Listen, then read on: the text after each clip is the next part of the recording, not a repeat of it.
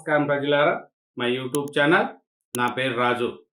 తెలంగాణలో బీఆర్ఎస్ గవర్నమెంట్లో గొర్రెల కుంభకోణం రోజు రోజుకు పెరిగిపోతుందండి. గొర్రెల పంపిణీ పథకంలో 1000 కోట్లు స్కామ్ జరిగిందంట.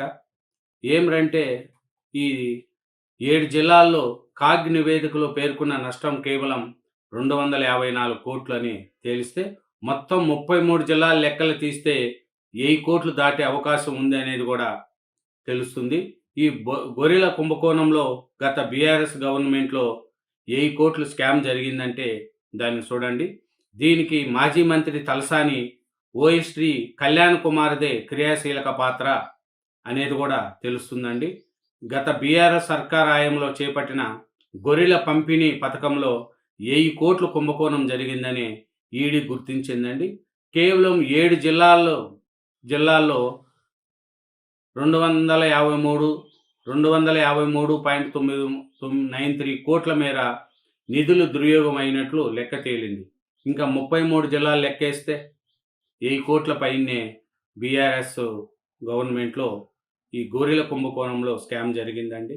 ఈ గొర్రెల స్కామ్లో కూడా స్కామ్ జరగడం, పేదవాళ్ళకు పంచే ఈ గొర్రెల పథకంలో కూడా 1000 కోట్లు స్కామ్ జరిగిందంటే ఎంత మటుకు దీన్ని స్కామ్ జరిగిందనేది కూడా గత ప్రభుత్వ బీఆర్ఎస్ పాలనలో ఈ కుంభకోణం జరగడం, ఇప్పుడు ఈ కుంభకోణాలను ఒక్కొక్కటి బయటకు వస్తూ ఉంటే బీఆర్ఎస్ వాళ్ళకు కూడా కొంచెం ఈ ఒకరికి కూడా లెక్కేస్తూ బయటపడుతున్నారండి. గత ప్రభుత్వంలో జరిగిన ఈ అవకతవకలు, ఈ కుంభకోణాలు, బీఆర్ఎస్ గవర్నమెంట్లో 9.5 సంవత్సరం పరిపాలించిన కేసీఆర్ ప్రభుత్వంలో ఈ కుంభకోణాలు చూడండి. గొర్రెల కుంభకోణం ఒకటి, కాళేశ్వరం ఒక సైడు, ఇవన్నీ ఒక్కొక్కటి విద్యుత్ కొనుగోళ్లలో కుంభకోణాలు, అన్నిట్లో కూడా ఒక్కొక్కటి ప్రాజెక్టులలో కుంభకోణాలు, అన్నిట్లో కూడా ఒక్కొక్కటి బయటపడుతున్నాయి బీఆర్ఎస్ గవర్నమెంట్లో. అప్పుడు మేము కేసీఆర్ గారు అన్నీ తానే నిర్వహించి ఈ పొద్దు ఈ అన్ని కుంభకోణాలు కూడా బీఆర్ఎస్ గవర్నమెంటుకు తలనొప్పిగా మారుతున్నాయండి. ఈ ఈ కుంభకోణాలు చూసుకుంటే ఒక్కొక్కటి ఇంత ఏమి అనేది కూడా తెలుస్తుందండి. ఈ గొర్రెల కుంభకోణం ఇంచుమించు 1000 కోట్ల పైమాటేనంట. ఇది కొంతమంది లబ్ధిదారులు దళారుల ఇంట్లో సోదాలు జరిపితే 200లకు పైగా బ్యాంకు ఖాతాలకు సంబంధించిన చెక్ బుక్కులు, పాస్ బుక్కులు, డెబిట్ కార్డులను స్వాధీనం చేసుకున్నట్లు ఈడీ వెల్లడించిందండి. ఇవన్నీ డమ్మీ, నకిలీ అంట. ఖాతాలు గుర్తించారు. వీటన్నిటిలో ఆన్లైన్ బెట్టింగ్ యాప్ లావాదేవీలు గుర్తించడం కలకలం రేపుతుందంట. అలాగే 31 సెల్ ఫోన్లు, 20 సిమ్ కార్డులు స్వాధీనం చేసుకున్నారు. వీటిని ఈ కుంభకోణం లావాదేవీల కోసం వినియోగించినట్లు గుర్తించారు. చూడండి, ఇది మాజీ మంత్రి తలసానికి సంబంధించి కూడా ఆధారాలు ఉన్నాయేమో అనేది కూడా ఆరా తీస్తున్నారండి ఈడీ. ఎందుకంటే తలసాని శ్రీనివాస్ యాదవ్ గారి కింద పనిచేసిన అతనికే ఎక్కువ ఆధారాలు అతన్నే ఉన్నాయండి.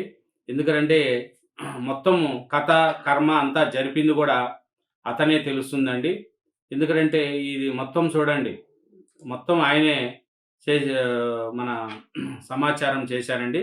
తెలంగాణ గొర్రెల కుంభకోణంలో విలువ అంతకంతకు పెరిగిపోతుంది. సుమారు 700 కోట్ల నిధులను కొల్లగొట్టినట్టు తొలుత ఏసీబీ దర్యాప్తులో అంచనాకు రాగా, నిందితులు 1000 కోట్ల పైగా స్వాహా చేసినట్లు తాజాగా ఈడీ విచారణలో వెల్లడైంది. మాజీ మంత్రి తలసాని శ్రీనివాస్ యాదవ్కు అప్పట్లో ఓఎస్టీగా పనిచేసిన కళ్యాణ్ కుమార్ ఇంటితో పాటు మరో 8 ప్రాంతాల్లో బుధవారం జరిపిన సోదాల్లో తమకు లభించిన కీలక ఆధారాలు బట్టి ఇలా నిర్ధారణకు వచ్చినట్లు ఈడీ శుక్రవారం ప్రకటించింది. ఈరోజు కళ్యాణ్ కుమార్ ఇంటితో పాటు చూడండి, ఈ కళ్యాణ్ కుమార్ అనే ఆయన కీలకం. ఈయన మంత్రిగా తలసాని శ్రీనివాస్ యాదవ్ గారి దగ్గర ఓఎస్టీగా పనిచేశారంట. దీన్ని బట్టి తలసాని శ్రీనివాస్ యాదవ్ గారికి కూడా ఏమన్నా సంబంధం ఉందా అనేది కూడా ఈడీ చూస్తుంది. ఇది తలసాని శ్రీనివాస్ యాదవ్ గారి మెడకు కూడా చుట్టుకునే అవకాశాలు ఉన్నాయనేది కూడా తెలుస్తుంది. ఎందుకంటే ఈడీ విచారణలో ఒక్కొక్కటి బయటపడుతుంది.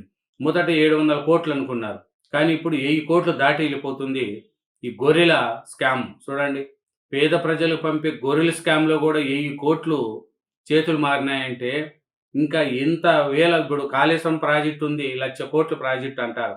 దాంట్లో ఎంత స్కామ్ జరిగిండాలే? గొర్రెల దాంట్లోనే 1000 కోట్లు. హ్మ్. ఇంగా ఇంగా బీఆర్ఎస్ గవర్నమెంట్‌లో ఈ విద్యుత్ కొనుగోలుల్లో స్కామ్సు. అన్నిట్లో గూడా ఒక్కోటి స్కామ్స్ అన్నీ ఇప్పుడు బయటపడుతూ ఉంటే 9.5 సంవత్సరం పరిపాలించిన కేసీఆర్ గారు గూడా ఇలాంటి స్కాములకు ప్రోత్సహించారా? లేదు కేసీఆర్ గారికి తెలియకుండా ఈళ్ళు స్కామ్ జేశారా? అనేది తెలియాలి. ఎందుకంటే ఇప్పుడు కాళేశ్వరం ప్రాజెక్టు చూడండి. కేసీఆర్ గారికి మెడకు చుట్టుకునేట్టుగా ఉంది. ఈ కాళేశ్వరం ప్రాజెక్టు ఏమి పరిస్థితి అనేది గూడా మనకు తెలుస్తుంది.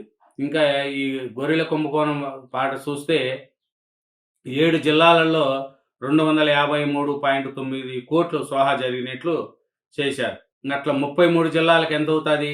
మీరే ఆలోచించండి. హ్మ్.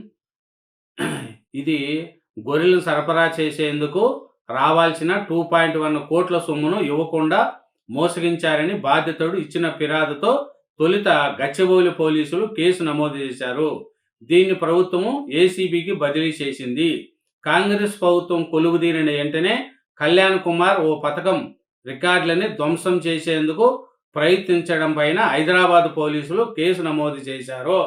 2021 మార్చి నాటి కాగ్ ఆడిట్ నివేదికలోనూ అక్రమాలు వెలుగులోకి వచ్చాయి. చూడండి, ఈయన కళ్యాణ్ కుమార్ గారు ఒక రికార్డులను బద్దలు చించేసేదానికి కాంగ్రెస్ గవర్నమెంట్ వస్తే అప్పుడు చేశారంట. అప్పటి నుంచి ఈ కేసు పడిందంట. ఇది ఏమిరంటే ఇది చూడండి, 7 జిల్లాల్లో పరిశీలన ద్వారానే 253.9 కోట్లు స్వాహా అయినట్టు తేలింది. వీటిని ఆధారంగా దర్యాప్తు చేసిన ఈడీ కుంభకోణం విలువ 1000 కోట్ల పైగా ఉన్నట్లు ఆధారాలు సేకరించింది. చూడండి, బోగస్ విక్రవేతలకు నిధులు మళ్లింపుపై ఆధారాలు. చూడండి ఎట్లా చేసిందంటే ఈ గొర్రెల కొనుగోలు చేసినట్లు చూపడం ద్వారా నిందితుల ముఠా ప్రభుత్వం నిధులను కాజేసింది. గొర్రెల పంపిణీదారులకు ఈ నిధులు ఇచ్చినట్లు చూపడం ద్వారా అక్రమాలకు పాల్పడినట్లు ఈడీ గుర్తించింది. చూడండి, గొర్రెల పంపిణీ స్కామ్లోనే 1000 కోట్లు ఉందంట. మాజీ మంత్రి సంబంధంపై ఆరా తీస్తుందంట. భరాసా ప్రభుత్వ హయాంలో దాదాపు 4.25 లక్షల గొర్రెల యూనిట్లు కొనుగోలు కోసం సుమారు 4,000 కోట్లు మంజూరు చేశారంటండి. చూడండి, 4,25,000 గొర్రెలను కొనుగోలు చేసేదానికి 4,000 కోట్లు ఖర్చు చేశారంట బీఆర్ఎస్ గవర్నమెంట్లో. ఈ క్రమంలో యూనిట్లను ఉత్పత్తిగా పంపిణీ చేసినట్లు చూపి ఏకంగా 1000 కోట్లు కొలగినట్లు తేలడంతో ఈ సొమ్మును ఎవరెవరు పంచుకున్నారన్న కోణంలో ఈడీ ఆరా తీస్తుంది. ఈ కళ్యాణ్ కుమార్ అనే ఆయన ఉన్నాడు. ఈయన వెనకాల ఎవరున్నారు, ఈ డబ్బులు 1000 కోట్లు ఎవరెవరు పంచుకున్నారు అనేది కూడా ఈ మన ఈడీ ముందుకు వెళుతుందండి. దీంట్లో బీఆర్ఎస్ ప్రభుత్వంలో ఎవరైనా పెద్దలు ఉండారా, తలసాని శ్రీనివాస యాదవ్ గారికి ఏమైనా సంబంధం ఉందా అనేది కూడా చేస్తుందండి. ఈ చూడండి, ఈడీ ఆరా తీస్తుంది.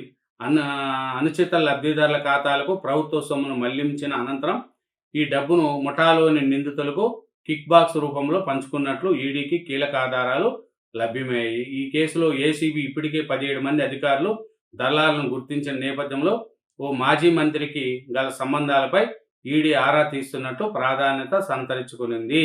తలసాని శ్రీనివాస యాదవ్ గారికి ఏమైనా సంబంధం ఉందా, ఈ గొర్రెల పంపిణీ కుంభకోణంలో ఈ 1000 కోట్ల రూపాయలు ఆయనకి ఏమైనా చేతులకు ముట్టినాయా అనేది కూడా ఈడీ దర్యాప్తులో ఉందండి.